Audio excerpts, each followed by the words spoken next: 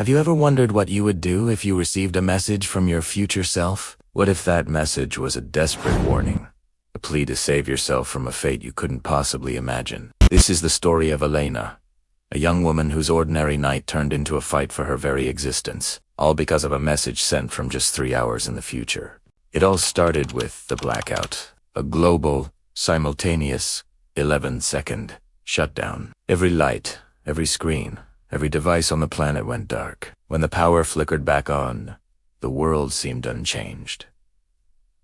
But for Elena, everything was different. Her phone buzzed, not with a news alert about the strange event, but with a video message from an unknown number. When she opened it, her blood ran cold. The face staring back at her was her own, but older, terrified, and bruised. The video was time-stamped 3 hours in the future. Future Elena's voice was a ragged whisper. "Listen to me, Elena. I don't have much time. Something is coming for you. No matter what you hear, no matter who you think it is. Do not open the door at 3:17 a.m. Please, don't make the same mistake I did." The video cut out, leaving Elena in a state of shock and disbelief. Was this a prank?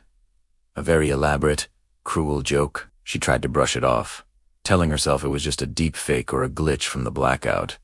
But a seed of fear had been planted. As the minutes ticked by, the house, usually a place of comfort, began to feel like a cage. Every creak of the floorboards, every rustle of leaves outside, sent a jolt of adrenaline through her veins. She found herself glancing at the clock, watching the numbers inch closer to that dreaded time. Then, the noises started. A soft scratching at the back door. Thump, thump, thump. Footsteps circling the house, slow and deliberate. Elena's heart hammered against her ribs. She crept to the peephole, her hands trembling. Outside, shrouded in the dim porch light, was a tall, shadowy figure. It was humanoid, but its proportions were all wrong. Its limbs too long, its posture unnaturally still. It stood there, just waiting. Suddenly, a voice called out from the other side of the door. "Elena, honey, it's me. I forgot my keys. Can you let me in?" It was her mother's voice. Exactly her mother's voice. But her mother was hundreds of miles away, visiting family. Elena froze, her hand hovering over the lock. The warning from the video echoed in her mind. No matter who you think it is. ... Her breath catching in her throat. Her breath catching in her throat. The voice outside became more insistent, more desperate. "Elena, please. It's cold out here." "Why are you doing this?" It was a perfect imitation, filled with the kind of parental concern that would normally have her rushing to open the door without a second thought. But the video, that terrified face of her future self, it held her back. The entity outside wasn't her mother. It was something else. Her phone buzzed again. Another video. This time, future Elena was in a full-blown panic. The bruises on her face were darker, a fresh cut bleeding on her forehead. "It's still out there," she cried, the camera shaking wildly.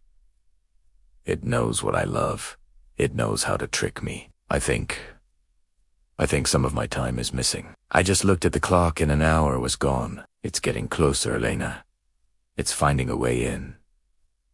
Elena looked at her own clock. 2:50 a.m. Then she blinked, and the clock read 2:52 a.m. She hadn't felt the time pass. It was just gone. She checked her phone.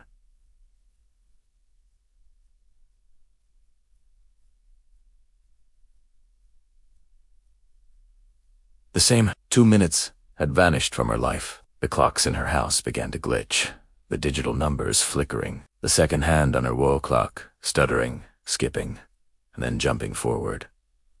Time itself was breaking. A new video arrived.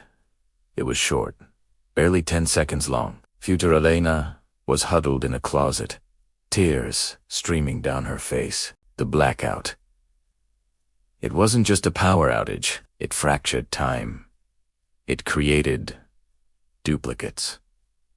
Alternate versions of us. They aren't ghosts. They're real. And they want to take our place. The thing outside, It's another me. The horrifying realization crashed down on Elena. The creature outside, the one wearing her mother's voice, was another Elena, a version of herself from a splintered timeline, a predator trying to steal her life, to replace her, the one that got to her future self. The bruises, the fear. That was what happened when you opened the door. Elena stared at the door, her mind racing. The entity outside was her, a dark mirror. Did it have her memories? Her fears? Her desires? The thought was more terrifying than any monster. The thing on her porch wasn't just a threat to her life. It was a threat to her identity. She frantically searched her house for anything to barricade the door, piling furniture against it. The scratching stopped. The voice went silent. An eerie calm fell over the house. Elena knew it wasn't over. It was just waiting. Waiting for 3:17 a.m. Another message. This one wasn't a video. It was just a single, corrupted audio file. A scream.